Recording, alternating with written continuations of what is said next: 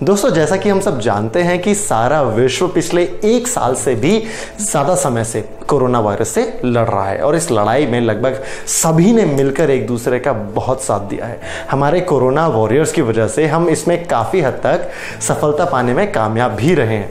अगर हम बात करें कोरोना वॉरियर्स की, तो उसमें अक्सर हम बात करते हैं डॉक्टर्स की, नर्सेस की, हम बात करते हैं पुलिस वालों की और मेडिकल फील्ड से जुड़े हुए दूसरे लोगों की।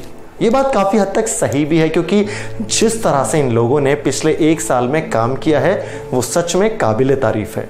लेकिन क्या हम किसी को भूल तो नहीं रहे हैं? जी हाँ, उन लोगों को हम भूल रहे हैं जिन्होंने पिछले 1 साल में दिन रात मेहनत करके अपने आप को इस काबिल बनाया जिससे हमारे बच्चों को वो ऑनलाइन पढ़ा सकें। मैं बात कर रहा हूँ उन सभी टीचर्स की जिन्हें एकदम से पता चला कि उन्हें कल से ऑनलाइन क्लासेस लेनी है, लेकिन किस तरह लेनी है वो उन्हें मालूम नहीं था।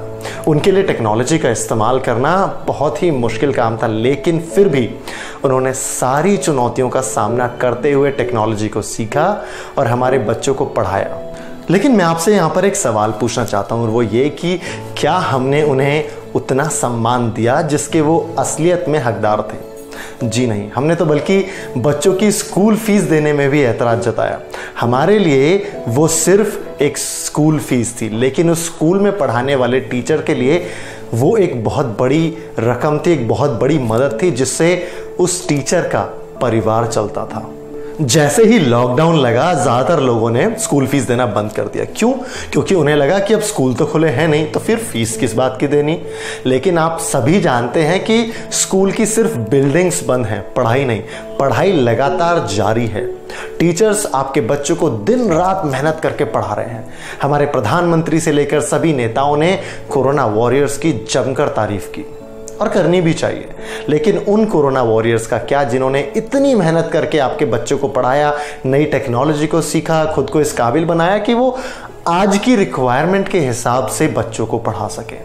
लेकिन इतनी मेहनत के बावजूद भी किसी के मुंह से उनकी तारीफ के लिए एक शब्द तक नहीं निकला। इस पूरे पैंडेमिक में अगर सबसे ज़्यादा किसी का लॉस हुआ है तो वो है टीचर्स, क्योंकि पूरी तो छोड़ ही दीजिए, बहुत सारे टीचर्स को आधी सैलरी भी नहीं मिल रही है।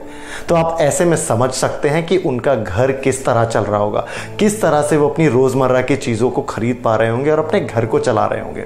कहने में बहुत आसान होता है कि फ़ीस मत दो, लेकिन ज़रा ये भी सोच लीजिए कि आपकी उस 1 महीने की फ़ीस से कितने सारे लोग जुड़े हुए हैं। एक और चीज़ कि आप ये फीस कोई फ्री में नहीं बांट रहे हैं, आप कोई दान नहीं कर रहे हैं, ये उनका हक है, क्योंकि इतनी मुश्किल सिचुएशन में भी उन्होंने एक भी दिन पढ़ाना नहीं छोड़ा, चाहे सैलरी मिली हो या ना मिली हो। आपके बच्चे की पढ़ाई कभी नहीं रुकी, क्योंकि एक अध्यापक के लिए, एक टीचर के लिए पैसे से ज़्यादा ज़रूरी आपके बच्चे का फ्यूचर है। लेकिन जब भविष्य निर्माता के पास ही अपना गुजारा करने के लिए कुछ नहीं होगा, तो आपके बच्चे का भविष्य क्या होगा? अगर आप उन्हें सपोर्ट नहीं कर सकते तो कम से कम उनके साथ इस तरह का बर्ताव बिल्कुल भी ना करें। एक और चीज़ मैं कहना चाहूँगा यहाँ पर कि मैंने बहुत सारे लोगों को ये कहते हुए सुना है कि टीचर ऑनलाइन पढ़ाते ही क्या है।